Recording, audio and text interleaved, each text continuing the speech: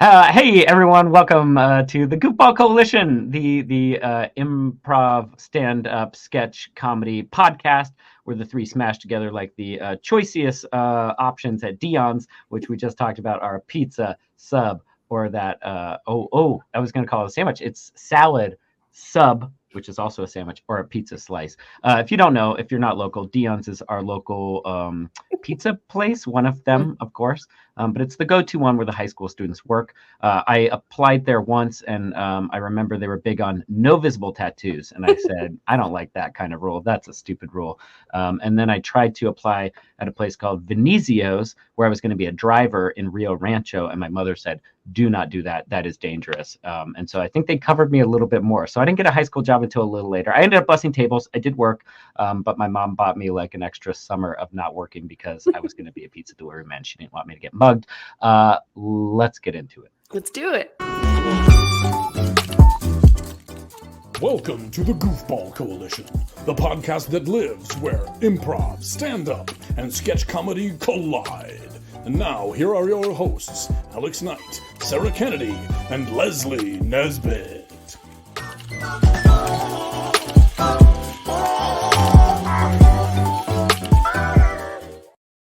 I do want to know, what is your order? I get a turkey Swiss, ranch instead of Greek, and then I want the chips, but sometimes I'll get the fruit cup. Oh, yeah. Oh, hybrid. What's yours, Leslie?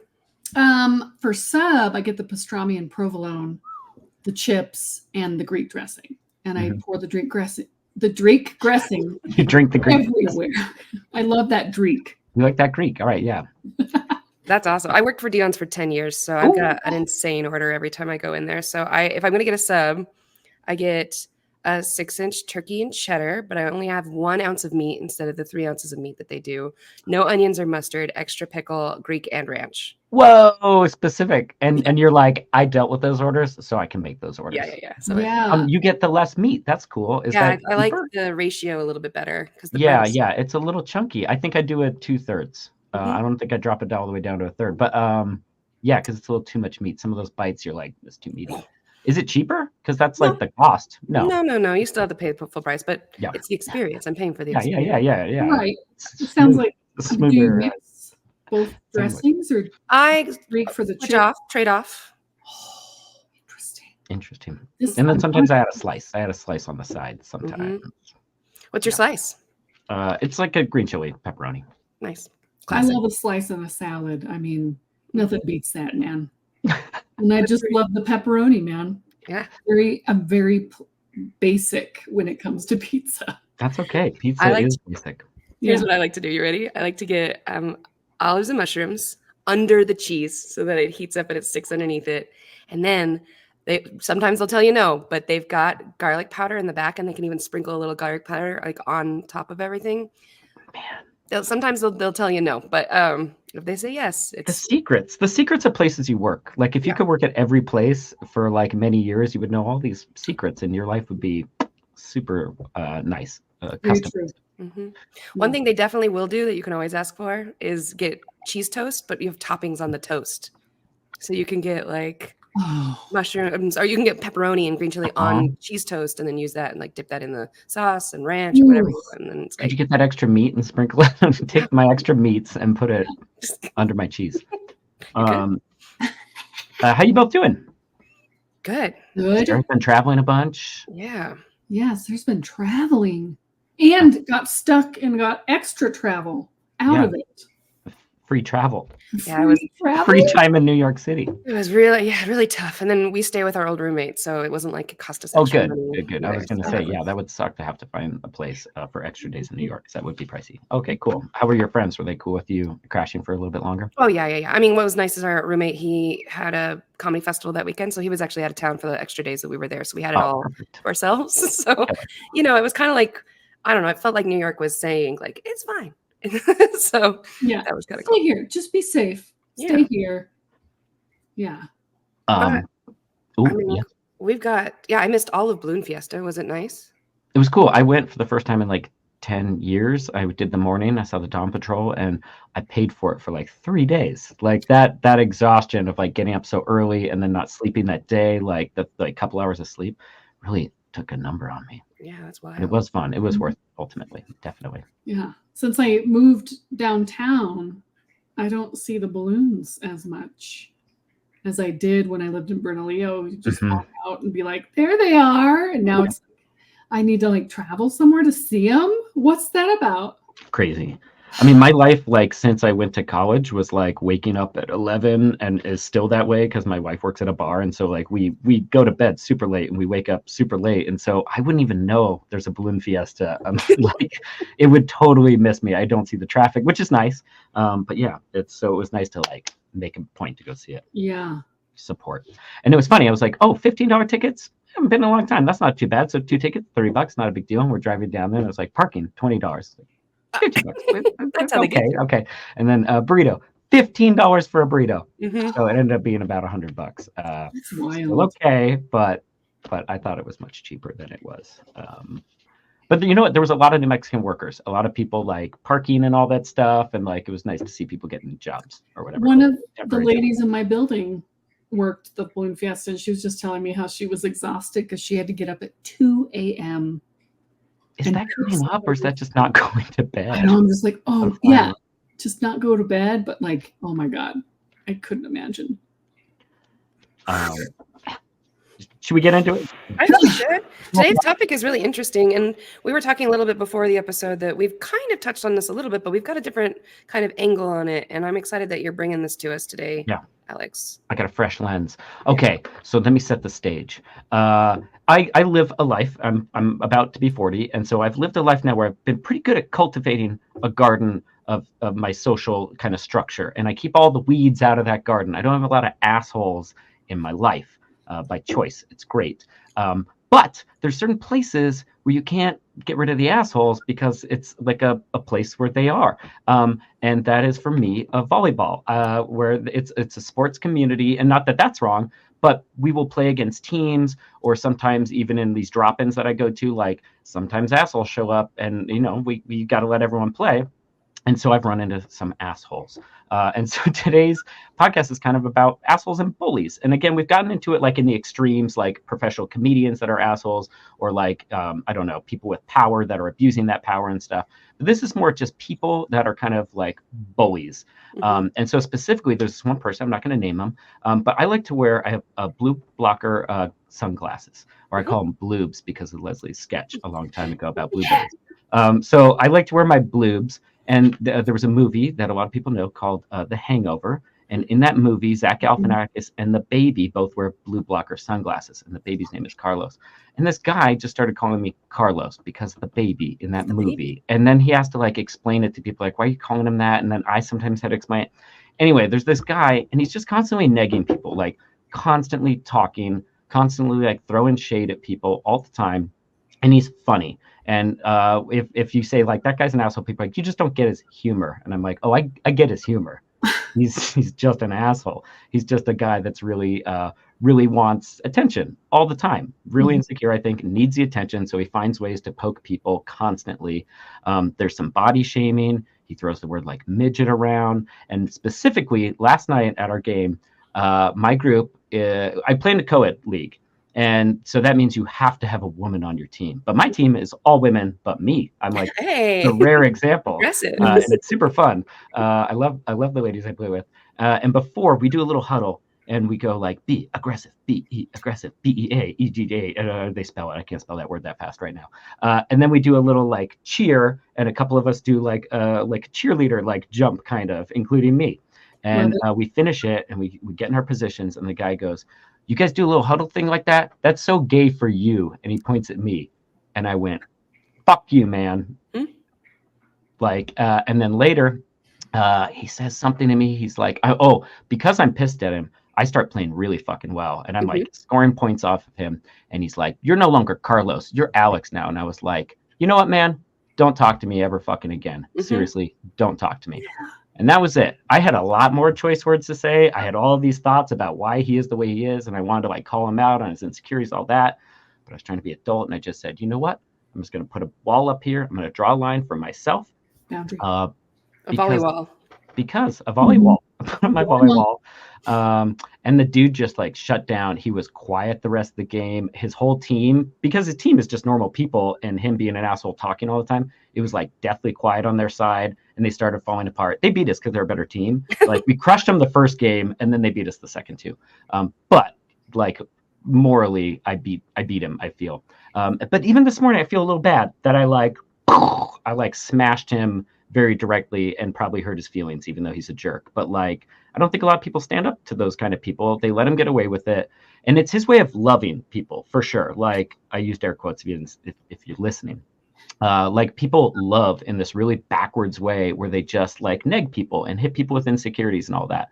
And so I just want to talk about that idea of like these people that are so, I feel, insecure that they're attacking people constantly and trying to get attention. And I wonder if there's people in your lives and if you have any stories about that or how you cope with those people or so that's the topic today, is bullies and people using humor as a way to, like, I don't know, pull themselves out but end up hurting people even in small ways. This guy's like not terrible and a lot of people give him hugs and stuff, but like he's constantly whittling everyone down and people let him get away with it and it drives me nuts and no more for me. So what do you two think? Yeah. That's a lot.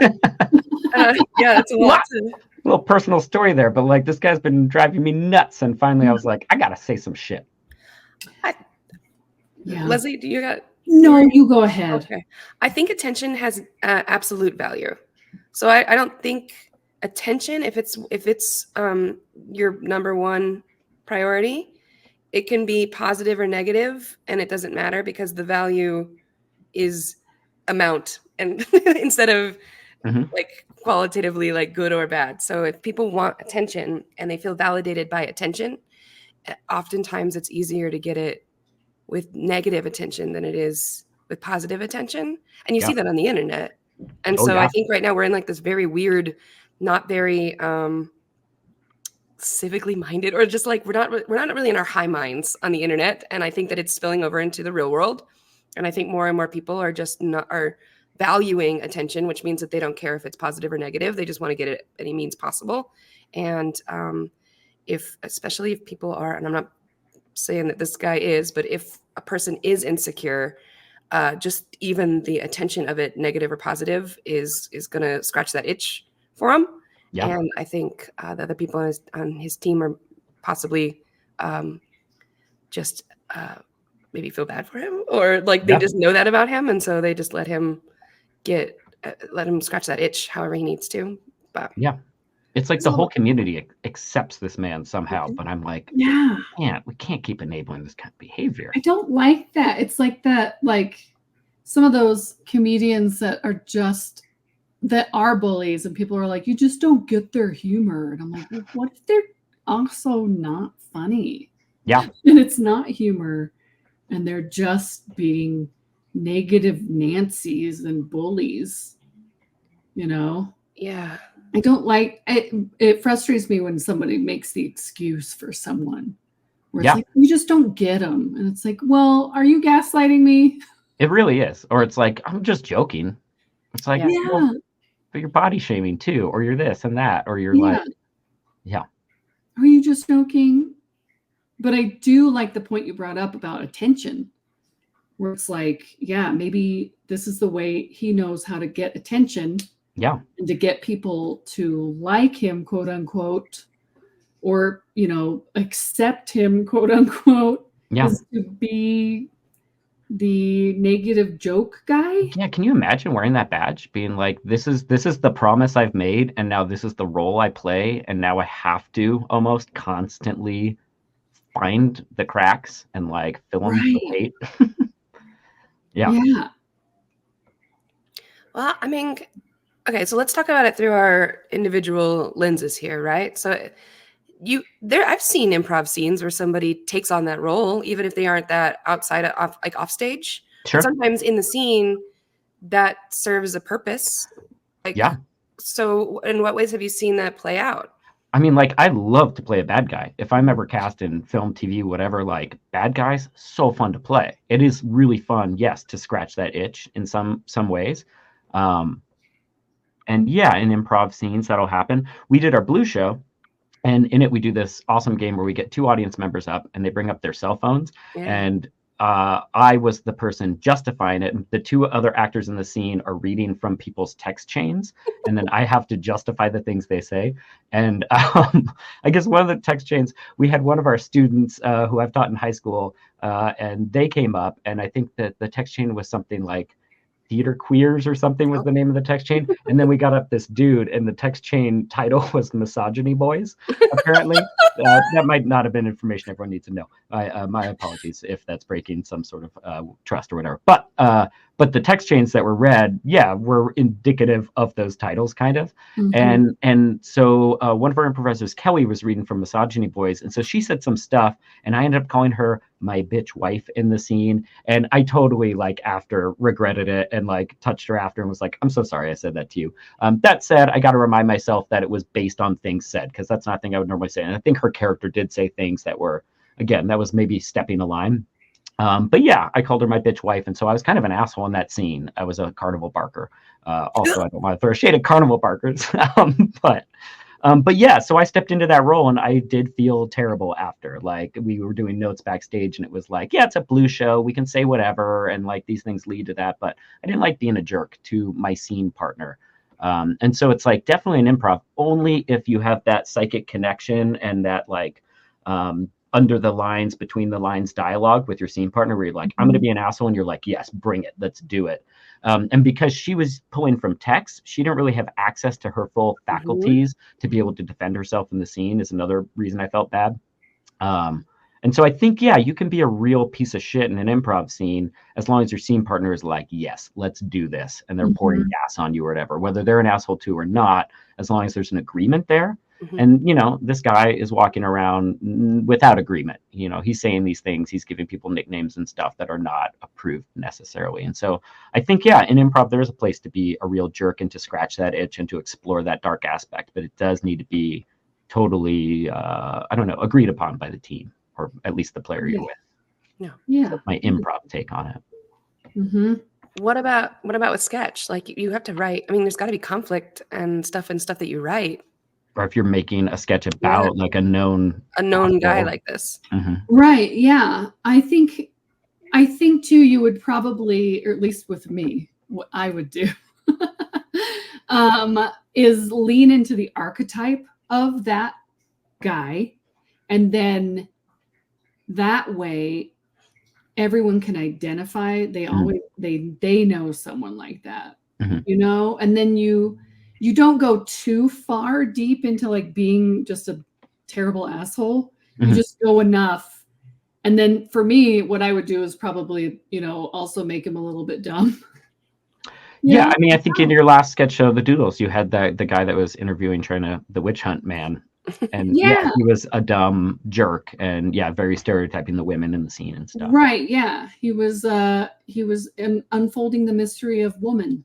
And it's very playful, I think. There's a lot of playfulness. The edges are, you maybe said, are sanded down. They're not so sharp. Because, if that guy had said something truly offensive and gross in that scene, I think I, as an audience member, would have, taken a step back and, been taken out of the sketch a little bit. Yeah. It was cartoony. You, cartoon them a little bit, possibly? Yeah, definitely. Yeah. Cartoon archetype, make broad strokes. Very, very... Because his thing was basically, the ladies were telling him their names and he would never remember them. He'd be like, woman number 1, I don't know your name. I don't care about what you say. I care about what I say, kind of a thing. So when you break it down, you're like, God, that guy's a real jerk. But in the scene itself, it's hilarious. And if you get to the end of the scene, the ladies really get the comeuppance, right? They fart on him and throw pads at their face. So they win in the end, right? So it's kind of nice. Which, your story, Alex, that's kind of what happened. In the end, you won. You shut him down. Yeah. And you left it. It wasn't satisfying in real life. It's extremely satisfying in a sketch. Totally. Because I bet he went home. I mean, maybe not, but I bet he went home and I bet he thought about it. I bet he thought about, I really offended that nice guy. Because I'm a very nice guy. I'm so loving almost all the time. It takes a lot to get my goat. and to make me like upset. And so like, yeah, he hurt my feelings, and I let him know. And I bet he thought about it. I don't know. But Leslie, I think you're right. In improv too, we do a lot of like, I want to always like balance that equation. So if we have an asshole, yeah, we always want that good person to like win in the end. We're gonna like kill the asshole by the end of the scene or whatever it is. They're gonna get their comeuppance. So I think that, like you said, it's part of it is like to make sure we balance it out and like let the good guys win. Like show the bad person and then show that victory. Right. But you were saying something, Leslie. I cut you off. Oh, I was going to say, like, what kind of joke was that, though? The joke, quote unquote, that he made about you and your team. Oh, that's so gay for you. So gay for me. Was this 1988? What?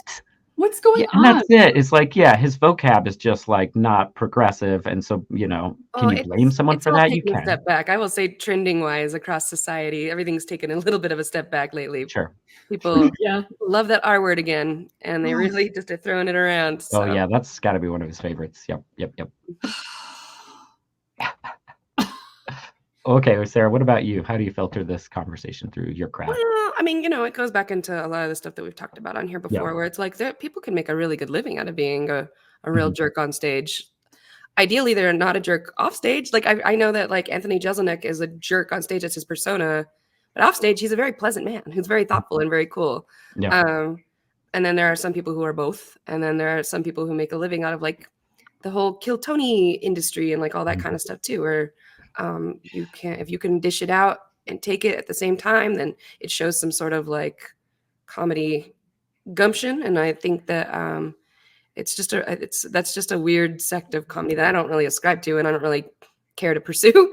But at the same time, I'm a judge for the roast battles, and the roast battles are zinging us back and forth. And sometimes people can take it too far, but that's still different than like nagging. I don't see anybody get on stage and just like fully like, not even let you get the joke out or like just cut you off at the knees. It's a writing exercise, and it's more thoughtful than that and that kind of stuff. I mean, the roast battle I saw, there was so much camaraderie. It's like when you're entering the arena and you know what you're getting into. It's when someone's going around like in a public space, I feel, and shitting on people is like a little different. Because if you're going into the roast battle, there were some horribly offensive things in that roast battle. But after, there was like lots of hugs and like, I love you, I'm so sorry, or whatever, I feel. But maybe there were some lines crossed that I don't know about. Like it was hard to, people were taking it well, but maybe people were actually upset in those, but I'm not sure. You can tell. You'll know when it's gone too far. That's happened before, and that's been wild. But I will say, maybe on the opposite end of it, maybe it's much more about like audience members who come into our space who are that kind of guy in their regular life, and so because they are a guy like that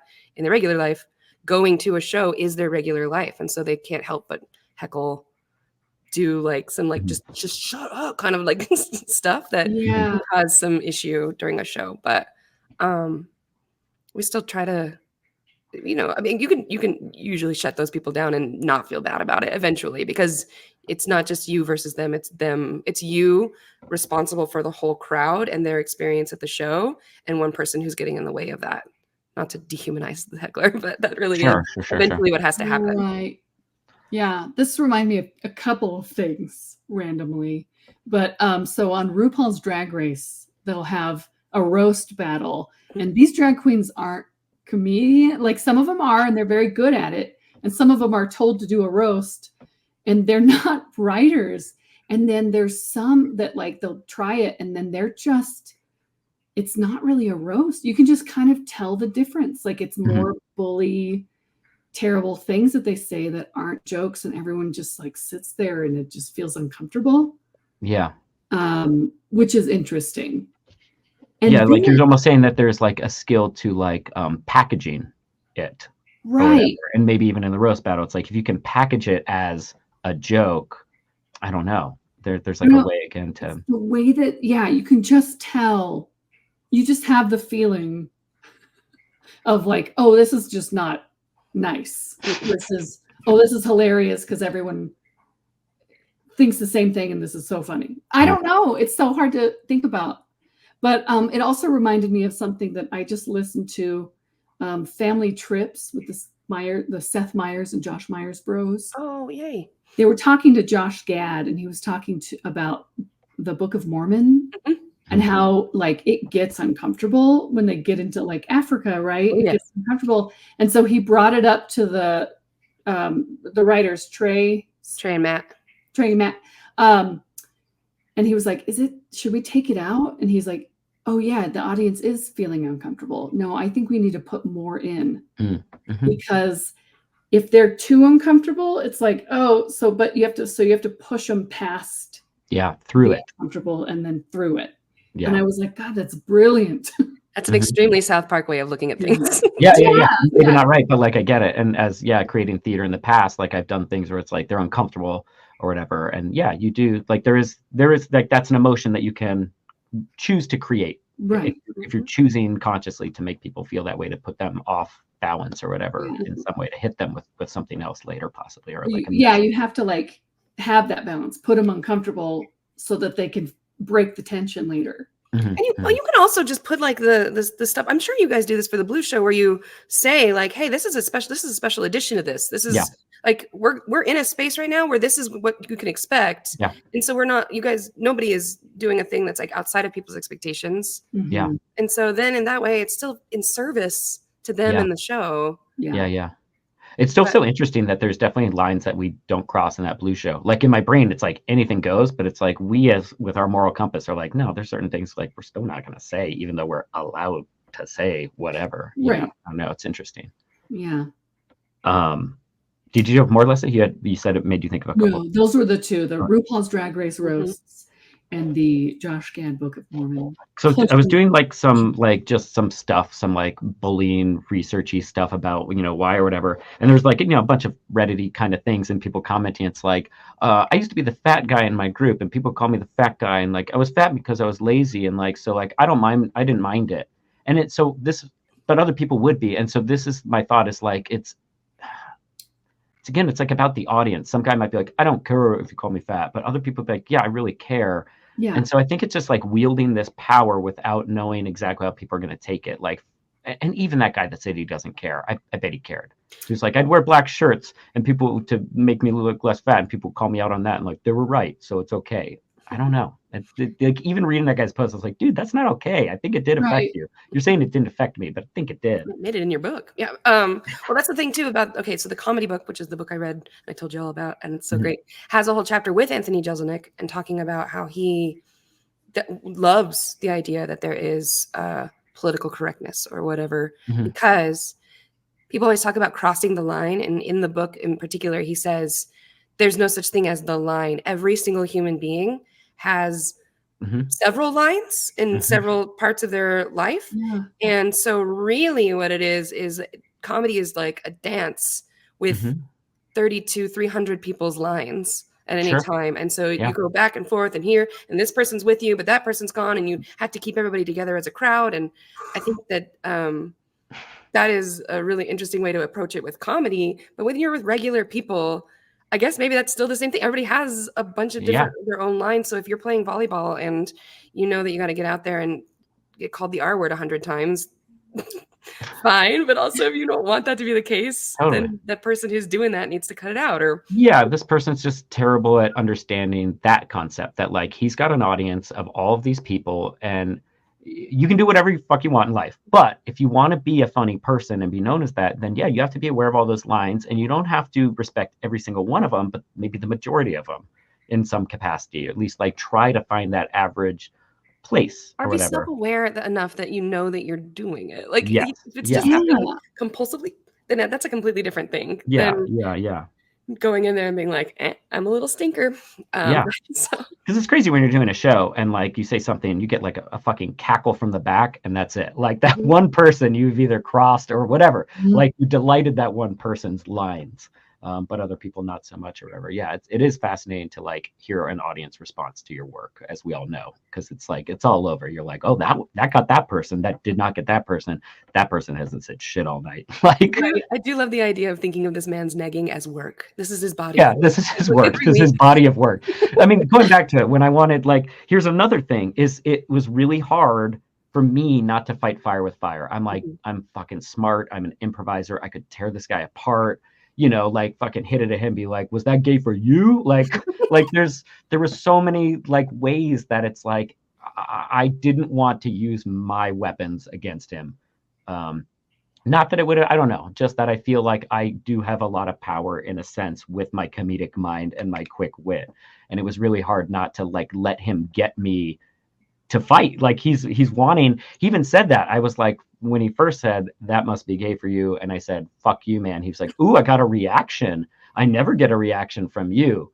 And then I just stared at him, and he was like waiting for more, and I just gave him like a death stare and went back to the game and like shut him down that way. But it was so hard not to like get down and dirty with him. But man, if I did, it would have just turned into this weird fucking night of volleyball where he and I are like throwing shit at each other, and I did not want that. But like, yeah, he almost got me to like lose my cool and like unleash my shit, whatever that would have looked like. Who knows? But Yeah, what are people's motivations behind that, man? yeah, he wants to get reactions. I've got other friends like that. I've got old high school friends that, you know, I love them, but they're like, yeah, they want to get a rise out of me. What is that? I guess I do that in a way, but I just want to make people laugh as a reaction. That's me Yeah. too. And it's like, I guess just, do. maybe with our experience, we know that you can get all of those things you want with love. Like you can still make all of those kind of like get reactions, but like there's a loving way to package all of this stuff. And I think it takes like, I don't know, maybe just be a good person, but maybe also just years of practice to like, I'm sure all of us have done things that might have been a little offensive earlier in our careers, like trying and pushing those envelopes and feeling it out. And I think this person just hasn't had enough experience in like a more professional or, you know, more, I don't know, staged version of it where they actually like critiqued their work in that way. So yeah, irresponsible comedy. Sheesh. Wild. Well, you know, different strokes for different folks, I guess. That's all I got. I mean, there's no answer to this. No, there's thing. not. There's not. But it's just a fascinating thing. I think, again, the idea of like almost weaponizing your comedy, like coming at people and just being reckless with it. And yeah, you're going to step on someone's toes and someone's going to get upset and tell you to never talk to them again. And we'll see. I can't wait for these next few interactions with this dude. Yeah. We'll see how it goes. Maybe you changed his life. I doubt it. Okay, well. This man seems unchangeable. Let's go to segment 3, huh? Let's do it. Let's do it.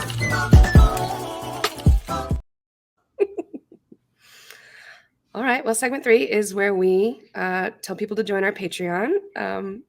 We also plug stuff that we've got going on, and we kind of bring up a little extra little topic that's lingering or couldn't sustain a whole dang episode. So, yeah, I had something I want to talk about. Leslie is doing something really cool that I've done in the past years, and I just forgot about it. You're doing Inktober, right? Oh, I am doing Inktober. So Inktober, for people that don't know, someone somewhere just made it up, and they post every day. If you go to like inktober.com, I'm guessing, a different prompt every day is revealed, and it's just a one-word prompt, and you're supposed to make a piece of art with it. And it was really good for me in the past to just push myself to make stuff. So I think what I'm going to try to do is like do Ink November for me and just go down Inktober in November for the accountability of it. But yeah, you've been creating art, and it's like so cool to see Leslie create some visual art. I was doing theater my whole life, and then I started doing visual art. And it was a really cool transition for me to go from team sport to individual sport and be like, you know, the full creator of the art. And so how has that been for you? Because I don't know you as a visual artist, but you are in my brain becoming a visual artist. Yeah. I mean, I've always loved drawing, and I've always like wanted to get better at it. And I also always tried to do month-long challenges, but I just drop off after like day 5 or whatever. So I'm very proud of myself. I'm like keeping it up. It's like day 17. So now there's more pressure. Now that we've all and I think what's helping, a couple things I think what's helping is that I gave myself a theme on top of their theme that I would also have to make everything spooky. So it gives me a narrower, like, helps as an artist. Yeah, give you a little. Yeah, because sometimes you have like too much, and you're like, I don't know what to draw. Wow. But also, I have these markers that are just fantastic, and I love to draw with them. So Inktober is fun because it's all has to be ink too. So that's also like fun little narrow thing about it. What's that marker brand? Just out of curiosity, plug those markers if you like. Cal Arts. Oh my goodness. Sounds like a good name to put with it. Cali Art brush markers. They're like alcohol based. Nice. They bleed through, so I have to like put a thing underneath, but it's like they blend. There's like a blender. Oh, Cool. gorgeous. Yeah. I love it. Yeah. I was really hoping you were going to say it's those ones that smell good, like the Mr. Oh. Scentsy ones or whatever. Yeah. Oh my Let me god. tell you, I love those I too. love Yeah. those. I If love you open it. up a brand new one, it's all styrofoam. Like, I love it. Yes. I remember the cherry one specifically. Mhm. It's a good one. Yeah.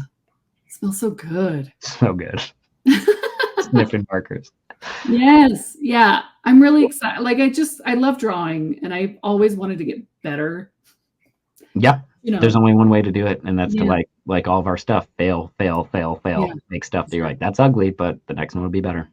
But Yeah. And also I think it's another thing on top of that is to accept your style. Big time. So like get better, but like also know that that's how you are going to get better is in your style. I started barely. I've only done once. I'm planning to go more to live like model drawing and actually trying to do, because my style is very cartoony, and when I try to draw real people, they look like fucking monsters. But the only way is to get better, but also accepting I'm like not trying to become that artist, but I want to like strengthen that muscle. Yeah. At least I'm not terribly afraid of ever say like, I don't do that. I can't do that. And that's really fun. So maybe you and I should go to. I'll tell you next time I go. We can go. I would love that. Yeah. That's awesome. Somebody bought Kelly a book that was like for drawing, and it's like one word on every page, and you're supposed to use the rest of the page to draw your bit. And she was using it as a writing exercise. So she would like just open to a page, use the one word as a prompt, and then just like write in a notebook about it. So we could probably do like Jokevember, and like I could even do a one word. Yeah. For people to write That a might joke be a really day. fun for like the local community. Yeah. That'd be great. Just Jokevember. that, just crank out one stupid little joke for Yeah. each word or whatever. Yeah, that's fun. That would be fun. And you have 30 jokes at the end of it. Yeah, which is pretty great. And then you have a night where everyone has to do their jokes. Yeah. Bad ones. Yeah. Cool. Love it. Cool. Yeah. So what do y'all have coming up? Shows every Friday and Saturday at 8. Yeah. The Halloween Jam, Yeah. which will be planned soon. Mhm. An improv jam. It can be planned day of. Yeah. Exactly. Yeah. And eventually we're going to show up with puppets. Yeah. Exactly. Yeah. Maybe it's this one. Yeah. Isn't this the Halloween one with costumes? Yeah. Maybe that's Yeah. hats on hats on hats. That's the funniest you can be. 3 hats. 3 hats. Hilarious. Yeah, that's cool. And eventually we're going to do a sketch jam. And eventually we're going to do another Shoalition. We've got Yes, lots of these things are all really good promises that we Yeah. promise to keep our promises on, Yeah. because they're good. They're good for the world. What do you got going on, Sarah? You've got a couple really cool stand-up events coming up, right? Yeah, they just started a new show in Rio Rancho at the Block, which is like their Green Jeans. And so every Tuesday they're doing shows out there, and I get to be on the next one, which is very cool. So if you are on the West Side, people are always saying there's nothing to do on the West Side, and there's lots. And so at least on Tuesday nights, you can go to the Block. They have tons of different food options, so everybody can eat whatever they want to eat, and then watch a little comedy. And then additionally, we're doing, what's really nice too is we've got it split up now where like our 9:30s at Dry Heat are always showcases, so you can see a lot of comedians doing short sets. Now our 7:30s are a little bit more experimental. So Yeah. like this week on Friday, we're doing a show called Bit Bandits where the comedians swap sets and they just riff on somebody else's set list. Cool. And then they come back and they do the jokes as they're supposed to be heard at the very end too. Oh, So fun. it's really a that's very cool. fun show. And so we're excited to get to do that one. And then on Saturday, we're going to play Quiplash as a group of comedians. And Oh. the audience can sit in the audience and judge from their phones, which is like an extra like way to be involved. And then next week we're doing Night of the Living Cover Comics, which is, we do it every single year. It kind of runs in conjunction with cover bands, but all the comedians are doing sets as famous comedians or other comedians than themselves. And then the night after that, we're doing monster sets, which was ideated here on this podcast. I'll be there. Yep, Yes. a zombie. And I'm going to host the show as a werewolf who hasn't quite turned yet. So Oh, I'm fun. very excited to Half do wolf. that. Half turned, almost turned. Yeah, half turned. Yeah. And Werewolf. so That is so fun. we've got a Godzilla. We've got a Frankenstein's monster. We've got a vampire. We've got all the classics are going to get hit, and they're going to do their sets as those monsters. And It's scary. It's scary. I'm working on mine, and it's scary. I Yeah, haven't but been it's like, standing so long. this is one of those shows where it's like you can do so many puns, and it's just like, I'll be all right. I'll be all right. Sure. Oh It'll be man, what a great time. But lots of goofy stuff from now, at least until the end of the year. We're going to fill it up with goofy stuff. So cool. Yeah. And then that second Saturday was crazy. That was really cool. So next second Saturday in November, come on down and check it out. We blocked off the street. There was a band. There was pole dancers. There was aerialists. It was awesome. It's a wild, It cool looked like- event. So please come check that out. Yeah, come out and hang out. Come out and hang out. Come out, hang out. All right, friends. Well, I think that's going to be it for us this week. Thanks so much. Thanks for letting me vent. Yeah, that was awesome. Yeah. Anytime. All right. Well, we'll see y'all next time. Bye. Bye.